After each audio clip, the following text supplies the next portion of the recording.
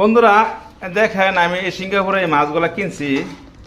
মানুষ কি চালাক দেখছেন, এই যে মাছ কিন্তু উপরে মাছ অনেক কয় পিস মাছ আছে, অল্প কটা মাছ নিচে বরফ দিয়া বইরে মাম কাটন একটা ফুল দেখাই আমরা একটা ফুল দেন ফুল দেন একটা জিনিস দেখেন যে মাছ দেখি বাদ করে যে মানুষ দুনিয়া যে আছে ব্যাগ ভরা দেখা যায় মাছ, আসলে কিন্তু ব্যাগ ভরা মাছ এই দেখ।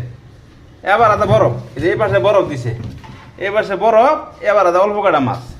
এই অল্প কাটা মাছের দাম পড়ছে আপনার $5।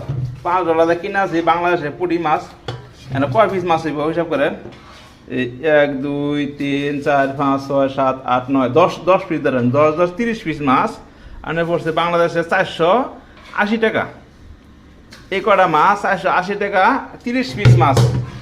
তাহলে 30 পিস মাছ দিয়ে $480 টাকা পরে। আর বর্তমানে বাংলাদেশে এই হাই চলে এক পর একটু বেশি হইব, আধা কেজি মানে হইতো না, একটু কম হইব। দেখেন এই যে আবার আধা বরফ, এই পাশে বরফ, আর এই পাশে কটা মাছ সাজায় রাখছে। তাহলে এলো পরিস্থিতি বুঝলেন। আমরা যে মাছ কিনা খাই, দেশি মাছকে আমি কিনা খামো কম, এত দাম মাছের বুঝলেন। আমরা দেখছেন এই যে আপনারা বিচার করেন, এই যে খালি বরফ, এই যে বরফ, মাছ নাই, এখানে সাজা রাখছে। দেশি মাছ খাইবার মন চায়, খাইতে গেলে এই অবস্থা। তো ভিডিওটা শেয়ার করে দেখেন আমরা যে কিরকম মাছ খাই। দেখেন টানা বরফ, দেখেন খালি বরফ, এই যে খালি বরফ, মাছ নাই, এই অবস্থা। খালি পানি দিয়ে উপরে নিচে, উপরে বরফ, নিচে বরফ, উপরে কটা মাছ সাজায় দিচ্ছে। এই দেখেন এই অবস্থা আমাদের ভাগ্য।